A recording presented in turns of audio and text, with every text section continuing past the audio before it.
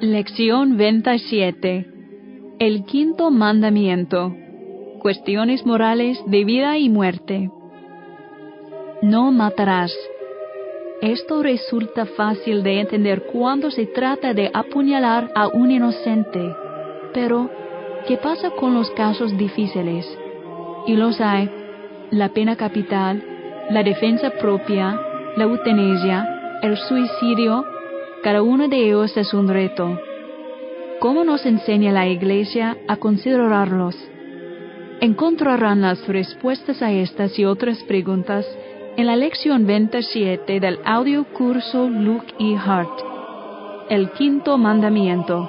Cuestiones morales de vida y muerte.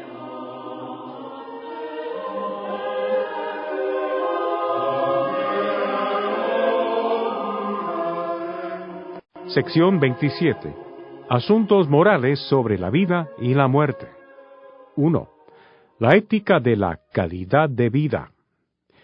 Durante todo el siglo XX, la civilización occidental ha presenciado una lucha titánica entre dos filosofías de la vida humana radicalmente opuestas: la ética tradicional de la santidad de la vida y la nueva ética de la calidad de vida.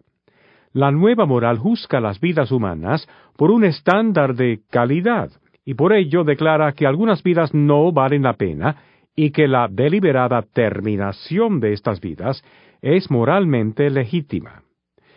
Terminación es usualmente el eufemismo para matar.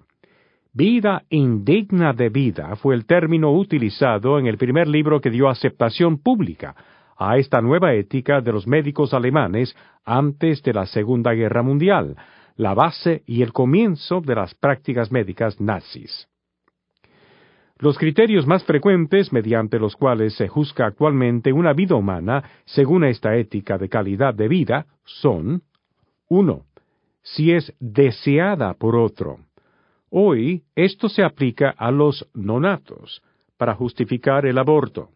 Si el bebé no es deseado por la madre, o se prevé que será indeseable para la sociedad, entonces se piensa que es moralmente correcto acabar con esa vida, en otras palabras, matarla. En otros lugares y épocas, a otros grupos indeseables se les ha negado el derecho a la vida, por ejemplo, los judíos en el Holocausto, los negros en los linchamientos, y otros con creencias políticas o religiosas equivocadas en estados totalitarios. 2. Si tiene dolor excesivo. Hoy, esto se utiliza usualmente para justificar que se dé muerte a un anciano, pero hay una creciente presión para justificar y legalizar el suicidio médicamente asistido a cualquier edad. 3. Si la persona está severamente discapacitada, mental o físicamente. Por supuesto, no existe una clara línea divisoria entre discapacidades más o menos severas o entre mucho dolor y dolor excesivo. No hay un criterio objetivo. Por eso, si resulta o no correcto matar, se convierte en una cuestión de sentimiento o conveniencia que es totalmente subjetiva. 2. La ética de la santidad de la vida. La filosofía de vida contraria es la ética tradicional de la santidad de la vida, que enseñan todas las grandes religiones del mundo. Es la base de la civilización occidental desde sus raíces judeo-cristianas. Nuestras leyes parten de este supuesto, y es la base de todas las enseñanzas católicas acerca del quinto mandamiento. Hay 3 razones para la santidad de la vida humana: su origen, su naturaleza y su finalidad. La vida humana es sagrada porque, 1, desde su inicio es fruto de la acción creadora de Dios.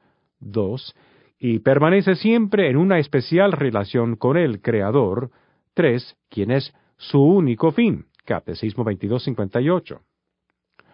Solo Dios es Señor de la vida desde su comienzo hasta su término.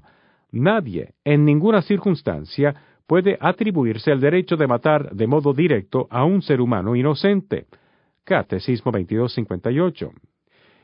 Si esto no fuera cierto, entonces la vida no sería sagrada y Dios no sería Dios. Si es cierto, entonces la ética de la calidad de vida es una forma de idolatría tan grave como venerar ídolos de piedra, falsos dioses paganos o espíritus malignos, que en los tiempos antiguos también se manifestaba en la práctica del sacrificio de seres humanos, especialmente de niños.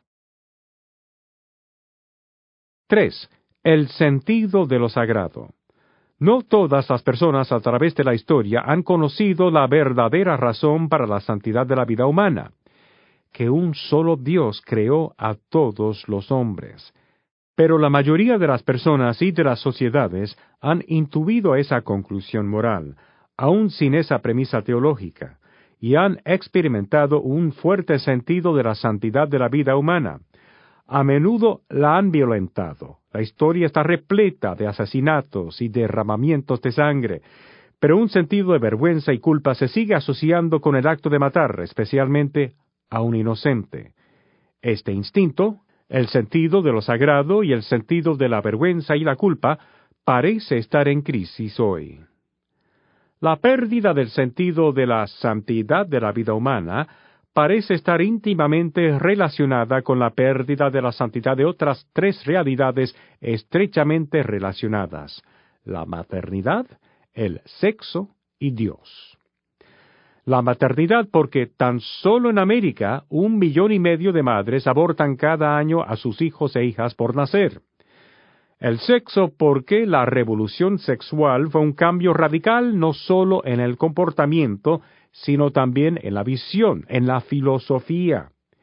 Y Dios, porque el temor al Señor, que las Escrituras llaman el principio de la sabiduría, se percibe a menudo como primitivo y aún dañino, hasta por parte de muchos educadores religiosos. 4. El principio básico de la ética católica respecto a la vida humana. Las personas no son cosas, objetos de manipulación, control y designio, que deban ser juzgadas por otro estándar más elevado que el de la persona misma.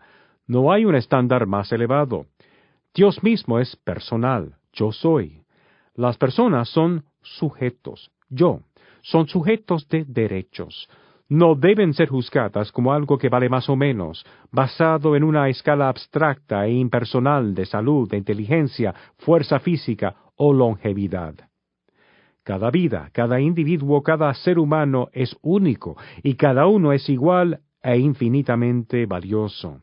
Esa es la raíz de la moral católica en todo lo relacionado a la vida humana. 5. Cristo y el quinto mandamiento. En vez de minimizar el quinto mandamiento, como lo hace la ética moderna de la calidad de vida, Cristo lo expandió. En el Sermón de la Montaña, el Señor recuerda el precepto «No matarás», Mateo 5, versículo 21, y añade el rechazo absoluto de la ira, del odio y de la vergüenza. Más aún, Cristo exige a sus discípulos presentar la otra mejilla, amar a los enemigos.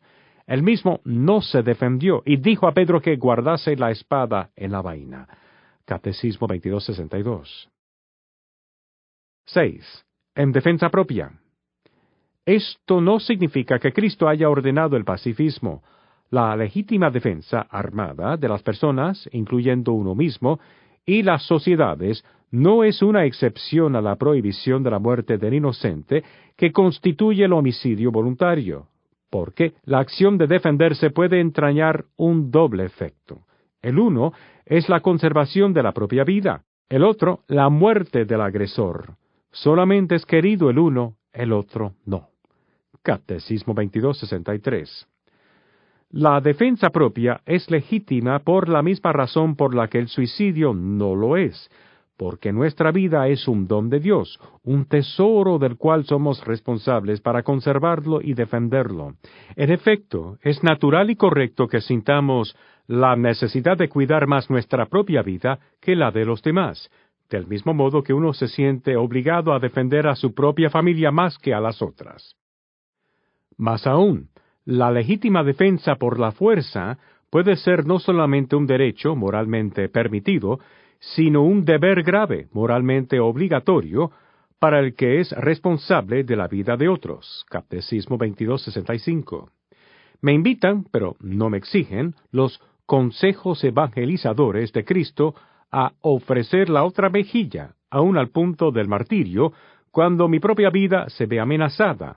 Ese pacifismo personal es honorable, pero no es honorable dejar de proteger a otros que dependen de mí, especialmente mi familia, de agresores que amenazan su vida.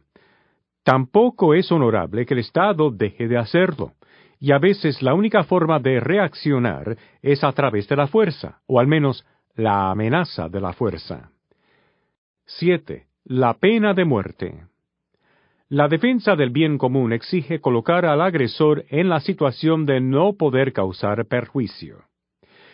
Por este motivo, los que tienen autoridad legítima tienen también el derecho de rechazar a los agresores de la sociedad civil confiada a su responsabilidad. Catecismo 2265. La moralidad de la pena de muerte sigue el mismo principio de la legítima defensa. Si la ejecución del asesino después de que es aprehendido es necesaria para evitar más asesinatos, entonces la pena de muerte está justificada. Por la misma razón, es correcto usar fuerza letal para desarmar a un asesino antes de apresarlo, mientras está en el proceso de cometer un asesinato. El mismo principio de defensa propia contra la agresión se aplica para un grupo, sociedad, amenazado por la agresión de un individuo o una nación. Por razones análogas, aquellos que detentan la autoridad tienen el derecho a repeler con la fuerza armada a los que agraden a la comunidad a su cargo.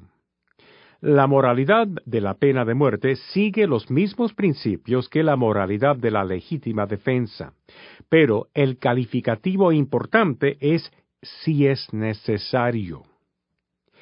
En la mayoría de las sociedades modernas, la guerra defensiva es todavía necesaria para repeler a los agresores extranjeros, pero la pena de muerte no lo es.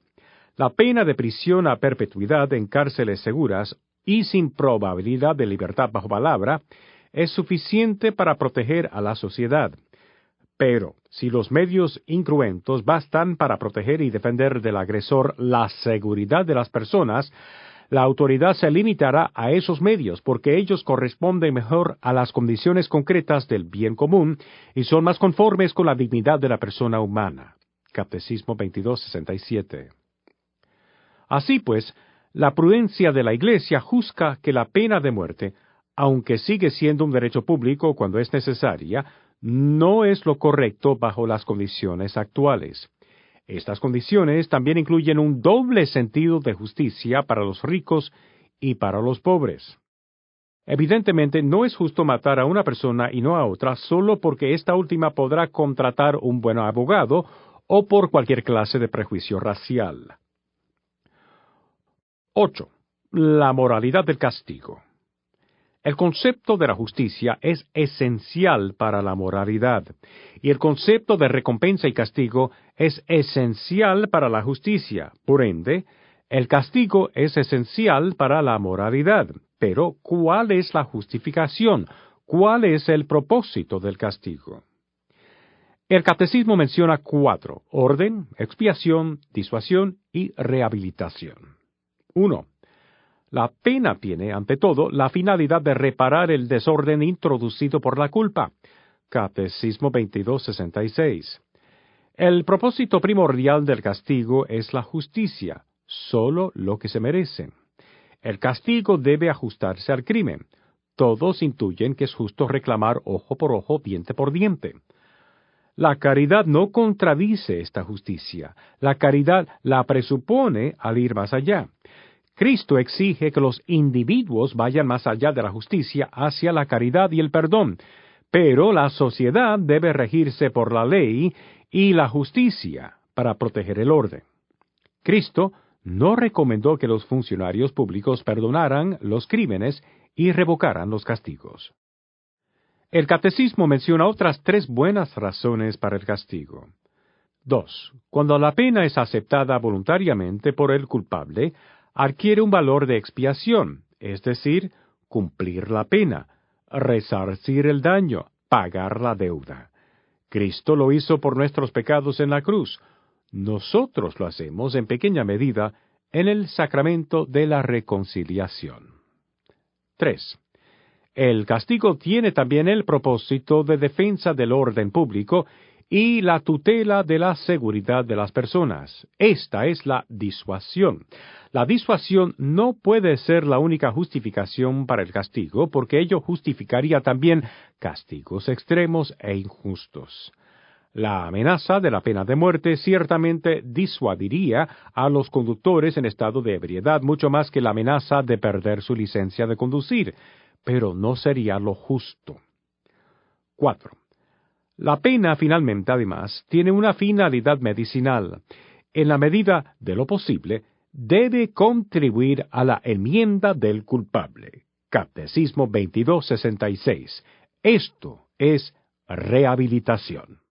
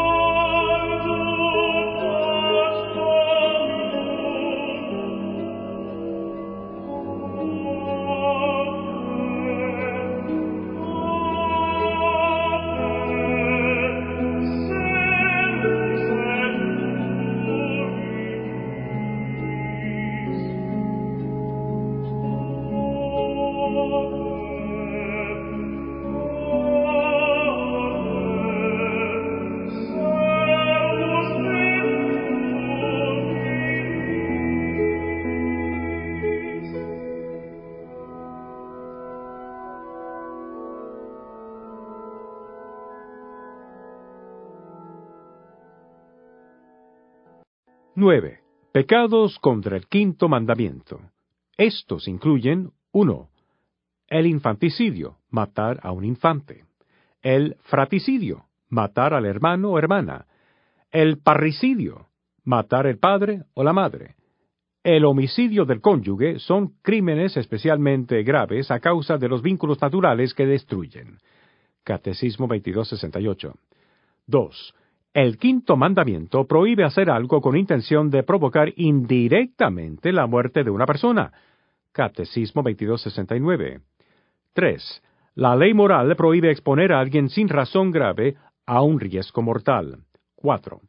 Así como negar la asistencia a una persona en peligro. Catecismo 2269. También 5. El aborto.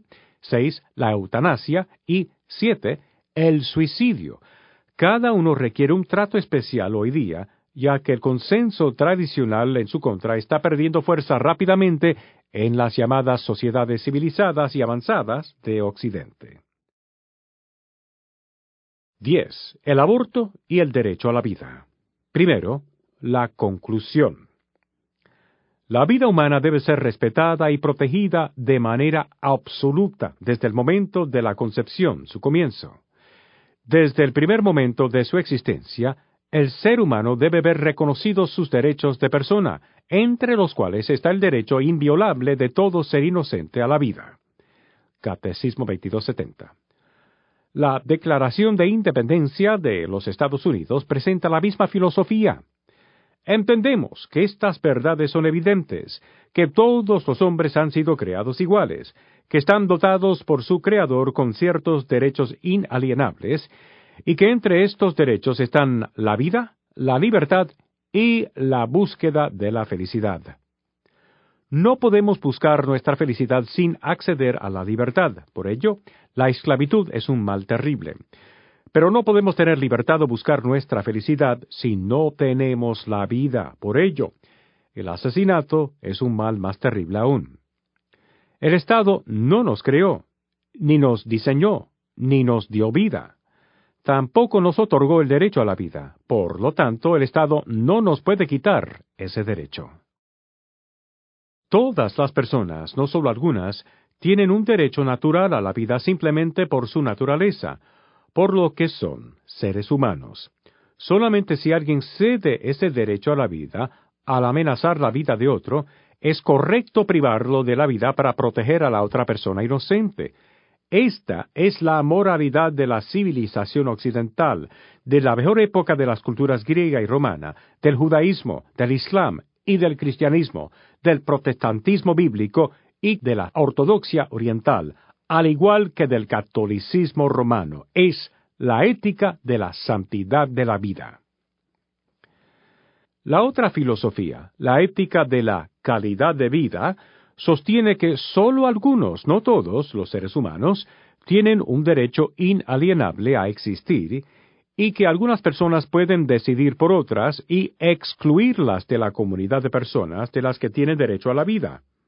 Se aplica este mismo principio cuando las personas excluidas son nonatos no deseados, ancianos, enfermos, moribundos, cuando sufren dolor, son de raza inferior o indeseable, o tienen opiniones políticas equivocadas, o han sido declarados severamente discapacitados, cuando no logran cumplir con cierto estándar de inteligencia o de rendimiento, tal como una interacción social significativa, un parámetro que siempre es determinado por los asesinos. Es así como la ética de calidad de vida niega la equidad humana más básica y los derechos humanos más elementales. No existen dos filosofías morales más radicalmente contrapuestas que la filosofía de la cultura que el Papa Juan Pablo II ha llamado la cultura de la muerte, y la filosofía de la Iglesia del Dios, la de la vida. 11. El acuerdo universal en la tradición católica respecto al aborto. Desde el siglo I, la Iglesia ha afirmado la malicia moral de todo aborto provocado, distinto al aborto natural o espontáneo. Esta enseñanza no ha cambiado, permanece invariable. Catecismo 2271. El documento cristiano más antiguo que tenemos, luego del Nuevo Testamento, la Carta a Diogneto, del siglo I, menciona el aborto como uno de los actos que los cristianos nunca cometen, como distintivo visible de su fe.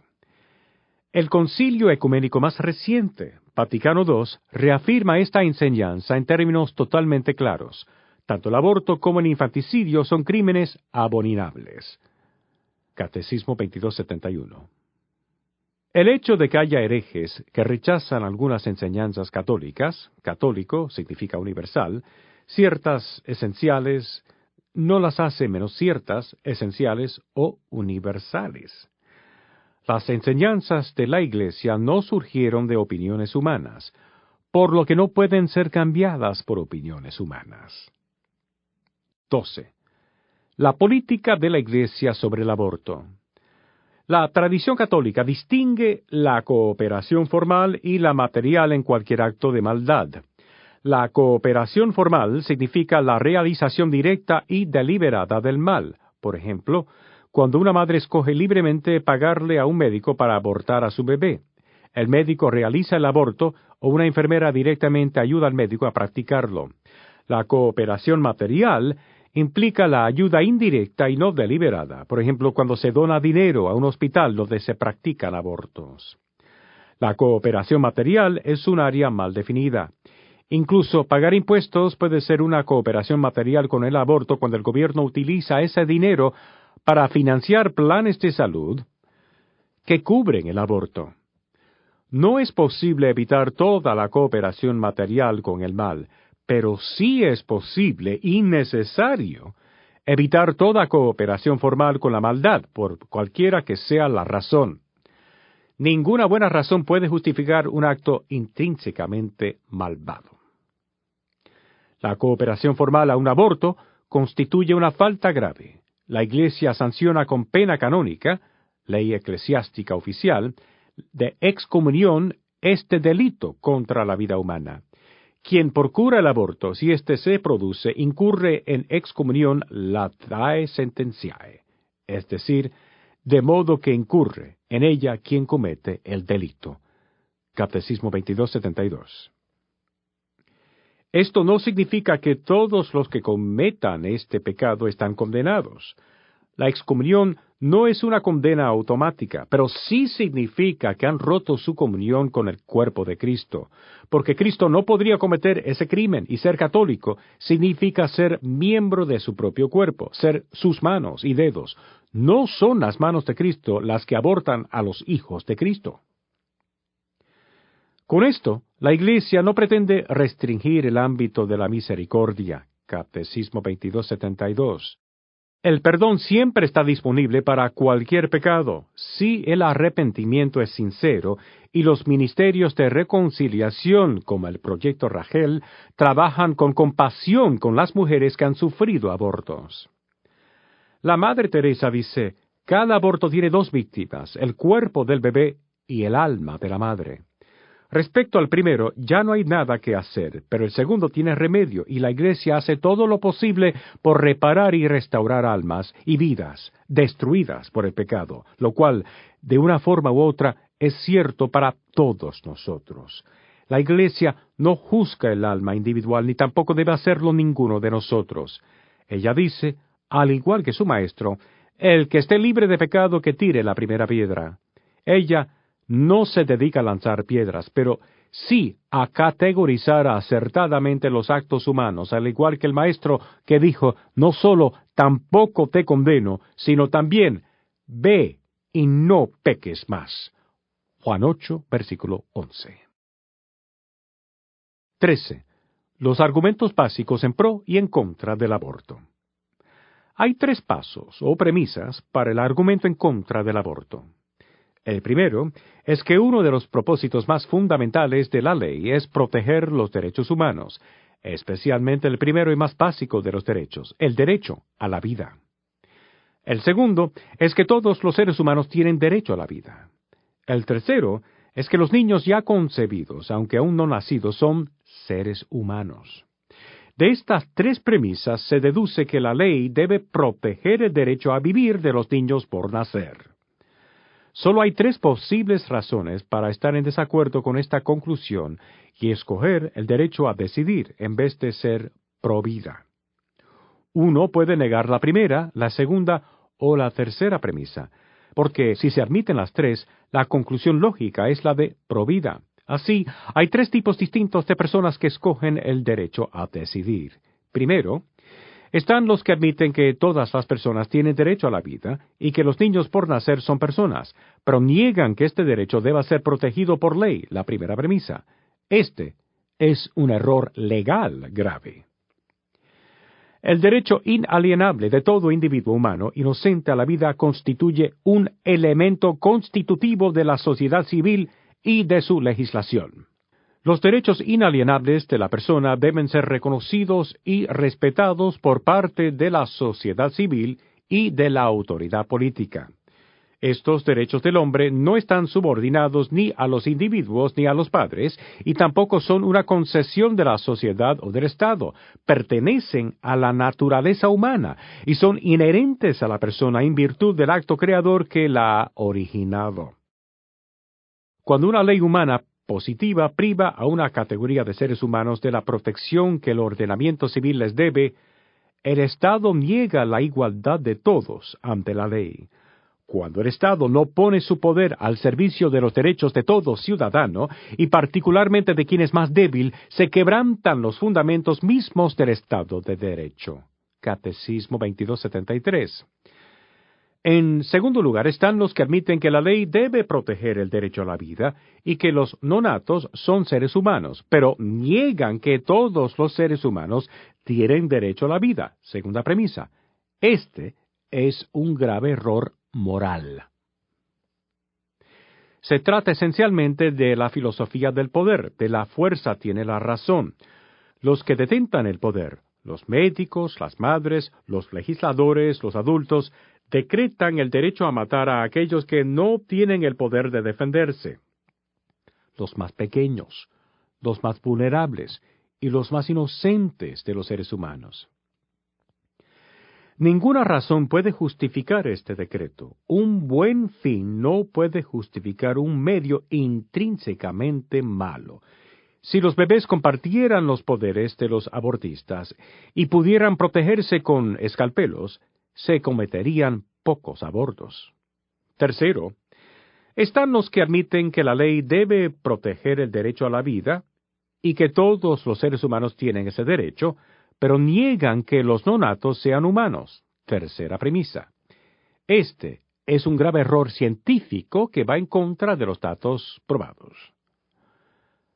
Antes de que el caso Roe contra Wade legalizara el aborto, todos los textos científicos enseñaban la interpretación biológica de que la vida de un individuo de cualquier especie comienza con la concepción, cuando el óvulo y el espermatozoide se unen para crear un nuevo ser con su propio código genético completo y único, distinto del código del padre y el de la madre. Todo crecimiento a partir de ese momento es cuestión de un desarrollo gradual de lo que ya existe. No hay un punto específico o distintivo en nuestro desarrollo en el cual nos convertimos en seres humanos. ¿Qué éramos antes de ese momento? ¿Pájaros? Solo cuando se legalizó el aborto, los textos de ciencia comenzaron a cambiar su lenguaje y cesaron de enseñar esta interpretación, no porque hubiera una nueva ciencia, sino por una nueva política. El aborto no es un asunto complejo. Hay pocos temas morales que sean tan claros. Como dijo la Madre Teresa, si el aborto no está mal, entonces no hay nada que esté mal.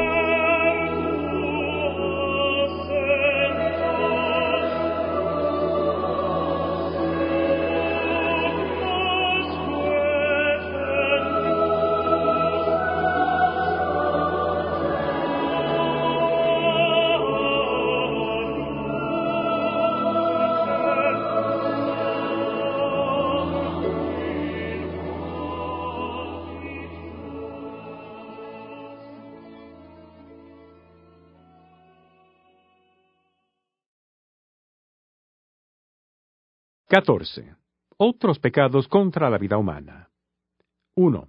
Es inmoral producir embriones humanos destinados a ser explotados como material biológico disponible. Catecismo 2275. Es lo mismo que criar y matar a diminutos seres humanos para vender partes de su cuerpo. 2. Los bebés de probeta, concebidos sin unión sexual, son antinaturales, por la misma razón que lo es la anticoncepción artificial. Ambos deliberadamente divorcian lo que Dios y la naturaleza han unido, unión sexual y reproducción. Los bebés de probeta divorcian a los bebés del sexo. La anticoncepción divorcia el sexo de los bebés. 3. Las madres sustitutas pueden provocar que un niño tenga 3, 4 o 5 progenitores. Es antinatural en sí mismo y puede crear profundas confusiones en los niños. 4. Algunos intentos de intervenir en el patrimonio cromosómico y genético no son terapéuticos para curar enfermedades genéticas y restablecer la salud natural, sino que miran a la producción de seres humanos seleccionados en cuanto al sexo y otras cualidades prefijadas. Estas manipulaciones son contrarias a la dignidad personal del ser humano, a su integridad y a su identidad. Catecismo 2275, que son únicas e irrepetibles. Los genes de diseñador, la demanda de bebés prediseñados y genéticamente perfectos, constituyen un intento de jugar a Dios y son un insulto y una injusticia contra los bebés humanos que son rechazados por tener el sexo, color, cociente de inteligencia, etc., equivocados. Cualquier padre amoroso de un niño discapacitado sabe que no hay niños equivocados, solamente actitudes equivocadas hacia ellos. Ningún niño es un error. El error está en quienes lo rechazan junto con los retos y oportunidades de amarlo como lo ama Dios. 15. La eutanasia. Cualesquiera que sean los motivos, ya sea conveniencia egoísta o misericordia generosa, y los medios, sean crueles o tiernos, la eutanasia directa es moralmente inaceptable. Catecismo 2277. Porque matar por piedad es simplemente matar, y el mandamiento de Dios dice, no matarás. El fin no justifica los medios. Un buen motivo, la compasión, no justifica un acto intrínsecamente malo, matar. Por tanto, una acción o una omisión que, de suyo o en la intención, provoca la muerte para suprimir el dolor, constituye un homicidio gravemente contrario a la dignidad de la persona humana. Catecismo 2277. Así es como tratamos a un caballo. Le evitamos el sufrimiento, disparándole a la cabeza porque juzgamos su vida solamente por estándares físicos y biológicos. Es solo un animal, pero el hombre no es un animal. Aunque la muerte se considere inminente, los cuidados ordinarios debidos a una persona enferma no pueden ser legítimamente interrumpidos. Catecismo 2279. El cuidado ordinario o los medios ordinarios incluyen cosas como comida, agua y analgésicos, a diferencia de las intervenciones médicas agresivamente invasivas, como los respiradores artificiales o la alimentación por sonda, que son medios extraordinarios y son discrecionales u opcionales. El principio básico es sencillo: no matarás a nadie. Aun la pena de muerte, la guerra defensiva o la defensa propia con un arma solo son justificables cuando constituyen un acto de protección si se ve amenazada una vida humana inocente. Proteger la vida inocente por la fuerza, si es necesario, es lo correcto, por la misma razón que el asesinato es lo incorrecto, porque la vida humana es sagrada. Sin embargo, dejar morir no es lo mismo que matar. Puede ser moralmente correcto bajo ciertas circunstancias. Si la muerte es inevitable e inminente, no hay necesidad moral de hacer nada que prolongue o haga más dolorosa esa muerte. A esto, a veces, equivocadamente se le llama eutanasia pasiva, a diferencia de la eutanasia activa.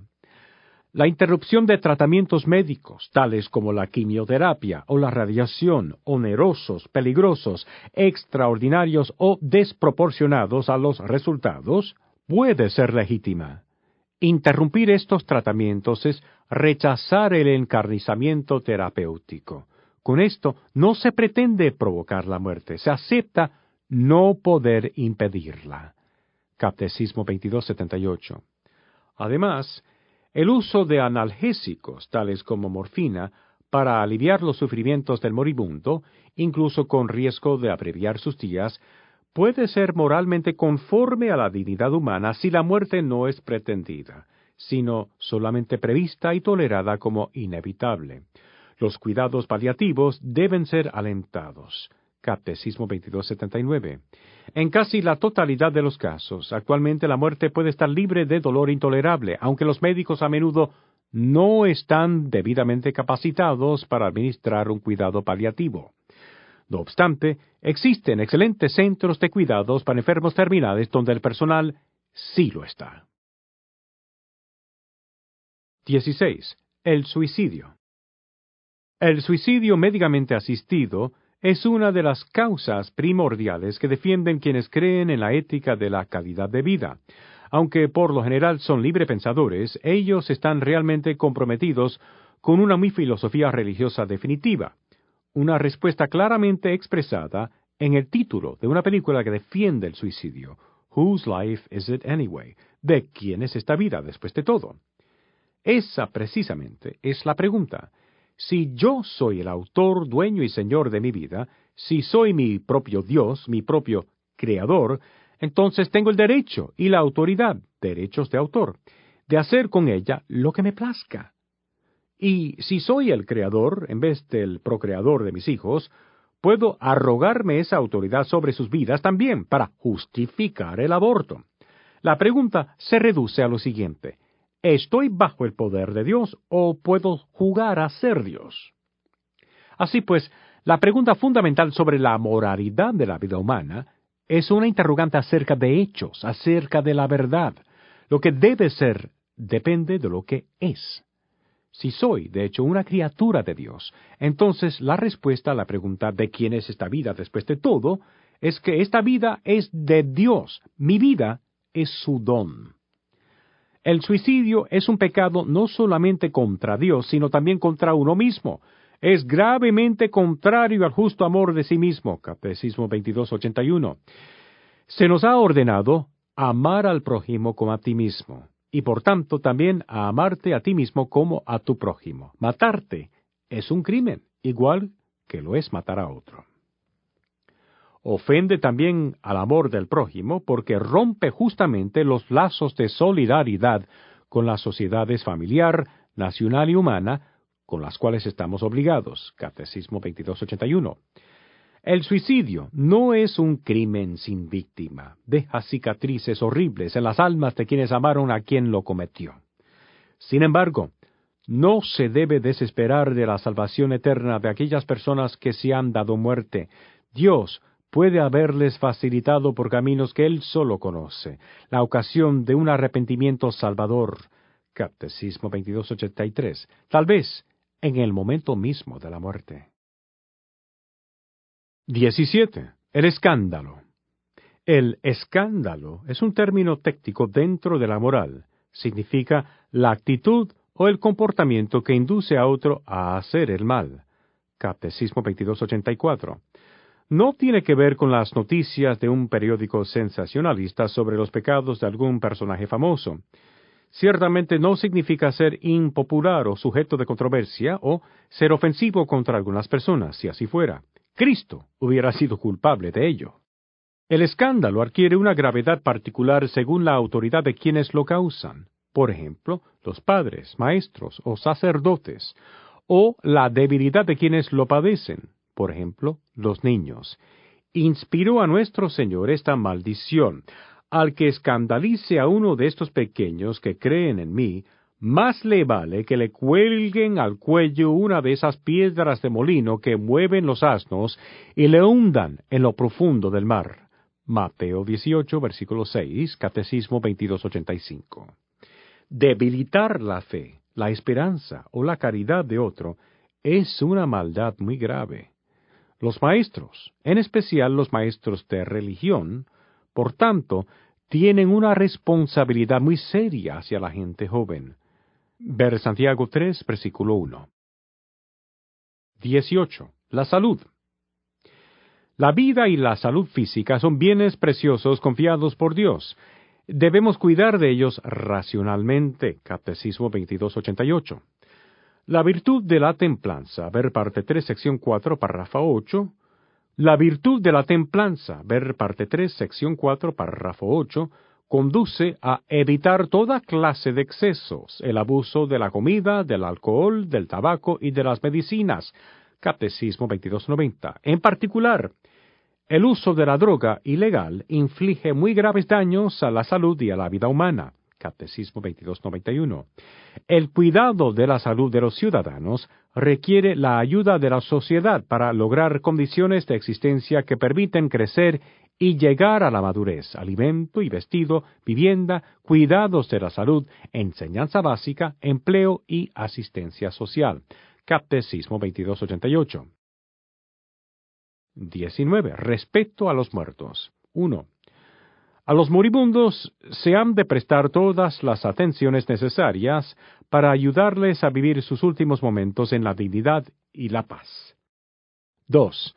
Deben ser ayudados por la oración de sus parientes. 3. los cuales cuidarán que los enfermos reciban a tiempo los sacramentos que preparan para el encuentro con el Dios vivo. Catecismo 2299. 4. Los cuerpos de los difuntos deben ser tratados con respeto. Catecismo 2300. 5. Enterrar a los muertos es una obra de misericordia corporal. Catecismo 2300. 20. La guerra y la paz. La Iglesia es a la vez idealista y realista respecto a la guerra. Por un lado, la Iglesia insta constantemente a todos a orar y actuar para que nos libre de la antigua servidumbre de la guerra. Catecismo 2307. Por otra parte, en la medida en que los hombres son pecadores, les amenaza y les amenazará hasta la venida de Cristo el peligro de guerra. Catecismo 2317. Por consiguiente, mientras exista el riesgo de guerra y falte una autoridad internacional competente y provista de la fuerza correspondiente, una vez agotados todos los medios de acuerdo pacífico, no se podrá negar a los gobiernos el derecho a la legítima defensa. Catecismo 2308. Los mismos estándares morales aplican tanto a la defensa propia colectiva de las naciones como a la defensa propia de los individuos. Ver párrafo 6 arriba. 21. La doctrina de la guerra justa. Ninguna guerra es justa por sí misma. La guerra es una intervención pecaminosa y bestial. Es un asesinato a escala masiva, pero ir a la guerra puede ser lo justo si es necesario para la legítima defensa. El propósito de una guerra justa, es decir, ir a la guerra, es la paz. No es acabar con vidas, sino salvar vidas, las vidas de las víctimas inocentes de la agresión. Los elementos tradicionales que menciona lo que se conoce como una doctrina de la guerra justa vienen a ser las siguientes condiciones estrictas de una legítima defensa mediante la fuerza militar. Catecismo 2309. 1. Defensa. Como ya se dijo anteriormente, una guerra justa no puede ser agresiva, sino solo defensiva, una respuesta a la agresión. El Corán enseña la misma doctrina a los musulmanes. Alá odia al agresor. 2. Daño grave. Que el daño causado por el agresor sea duradero, grave y cierto. 3. Último recurso. Que todos los demás medios para poner fin a la agresión hayan resultado impracticables o ineficaces. 4. La finalidad es la paz. La meta e intención no deben ser la guerra, sino la paz. 5. Una esperanza realista de paz. Que se reúnan las condiciones serias de éxito. 6. Que no haya males mayores. Que el empleo de las armas no entrañe males y desórdenes más graves que el mal que se pretende eliminar. El poder de los medios modernos de destrucción obliga a una prudencia extrema en la apreciación de esta condición. Catecismo 2309.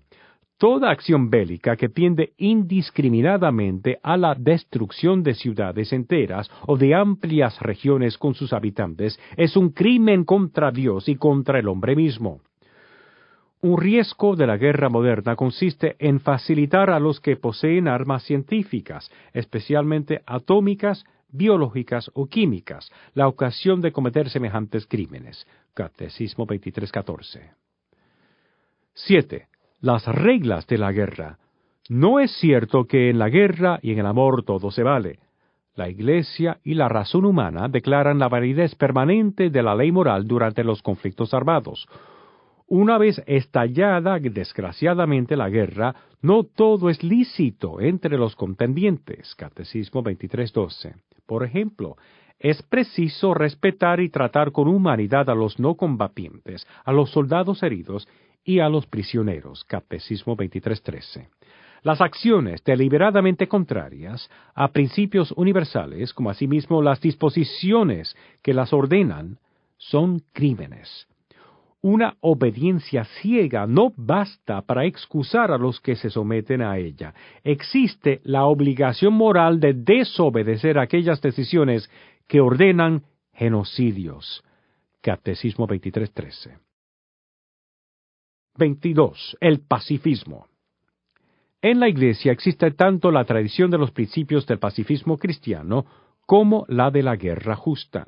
La doctrina de la Iglesia no se pronuncia de forma final y definitoria sobre todas las cuestiones morales, dejando muchas de ellas a la prudencia del juicio humano. El pacifismo, negarse a emplear las armas, no es obligatorio para los cristianos, pero tampoco les está prohibido. Es una alternativa honorable. Por consiguiente, los poderes públicos atenderán equitativamente el caso de quienes, por motivos de conciencia, rehúsan el empleo de las armas. Estos siguen obligados a servir de otra forma a la comunidad humana.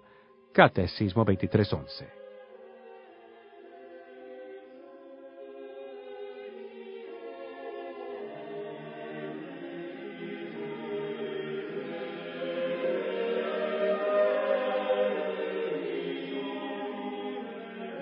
Este programa ha sido presentado por el Servicio de Información Católica de Caballeros de Colón. Caballeros de Colón ha crecido hasta alcanzar más de 13,000 consejos y 1.7 millones de miembros en el mundo entero.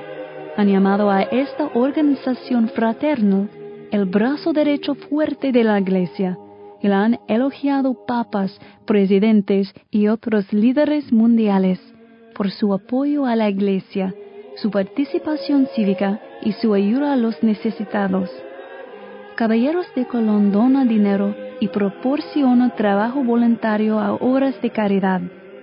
Los hombres católicos practicantes que tienen al menos 18 años son elegibles para convertirse en miembros de Caballeros de Colón.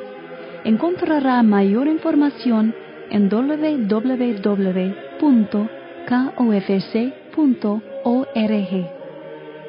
El Servicio de Información Católica es un programa de evangelización de Caballeros de Colón. Infórmese sobre los folletos gratuitos y los cursos en línea que ofrece el Servicio de Información Católica y nuestros otros recursos en www.kofc.org/CIS.